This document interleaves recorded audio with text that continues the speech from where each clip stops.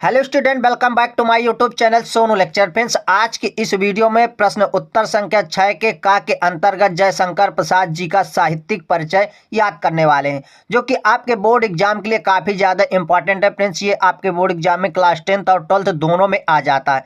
तो चलिए शुरू करते हैं। मैं आपको दिखा दूँ कि पेपर में आपको किस प्रकार से आया हुआ था। फ्रेंड्स, तो ये आपका पेपर है। दिए गए लेखकों में से किसी एक लेखक का जीवन परिचय देते हुए उनकी एक प्रमुख रचना का उल्लेख कीजिए। तो यहाँ पर आपको 3 नंबर फ्रेंड्स आपके वहाँ पर जीवन परिचय लिखने के मिलते हैं और 2 नंबर उनकी रचना लिखने के मिलते हैं। तो कुछ इस प्रकार से चलिए लिखकर बता देता हूँ, जो आपके बोर्ड एग्जाम के लिए काफ़ी ज़्यादा इंपॉर्टेंट है। तो फ्रेंड्स, क्या करना है, सबसे पहले आपको एक बॉक्स बना लेना है।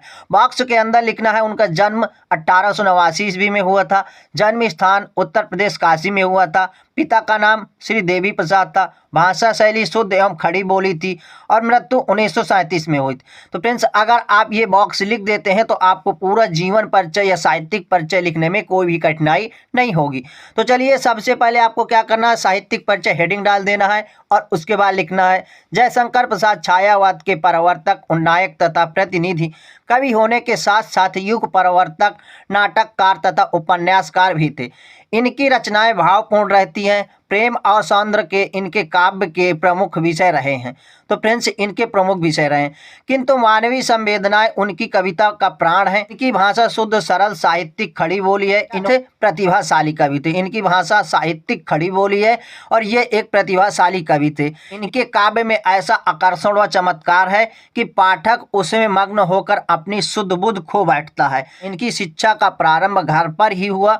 संस्कृत, फारसी, उर्दू और हिंदी की शिक्षा इन्होंने घर पर ही स्व अध्याय से प्राप्त की। कुछ समय के लिए स्थानीय केविंस कॉलेज में नाम लिखवाया गया, किंतु वहां 8वीं कक्षा से ऊपर नहीं पढ़ सके। 12 वर्ष की अल्पायु में इनके पिता का देहांत हो जाता है। तो फ्रेंड्स, 12 वर्ष की अल्पायु में इनके पिता का देहांत हो जाता है। तो आपको लिख देना है कि 12 वर्ष की अल्पायु में इनके पिता का देहांत हो गया।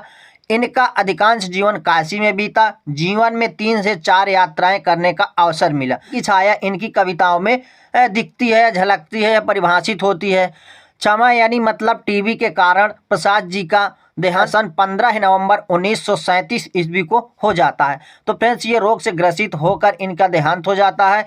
इसके बाद आपको लास्ट में रचनाएं लिख देना है, जो कुछ इस प्रकार से हैं। तो मैं यहाँ पर बता दूं, आपको रचनाएं हेडिंग डाल देना है। इसके बाद आपको लिख देना है कि प्रसाद जी की रचनाएं निम्न प्रकार है, इतना आपको लिख देना। इसके बाद 1 नंबर डाल के लिख देना है इनकी प्रमुख रचना है कामायनी, जो महाकाव्य है। उसके बाद लिखना है आंसू, चंद्रगुप्त, स्कंदगुप्त, अजातशत्रु, कंकाल, जन्मेजय का नागयज्ञ। ये आपको इनकी रचनाएं लिख देना, क्योंकि फ्रेंड्स आपके बोर्ड एग्जाम में किसी एक रचना को लिखने के लिए कह रहा था। तो मैं यहाँ 4-5 रचनाएं लिखकर बता दिया हूँ, आप किसी एक रचना को लिख सकते हैं। तो कुछ इस प्रकार से जयशंकर प्रसाद जी का साहित्यिक परिचय मैंने लिखकर बता दिया है, जो आपके बोर्ड एग्जाम के लिए काफ़ी ज़्यादा इंपॉर्टेंट है। तो फ्रेंड्स, ऐसे ही और इम्पॉर्टेंट से वीडियो पाने के लिए चैनल से जुड़े रहें। अब मिलते हैं नेक्स्ट वीडियो में नेक्स्ट टॉपिक के साथ। तब तक के लिए जय हिंद, वंदे मातरम।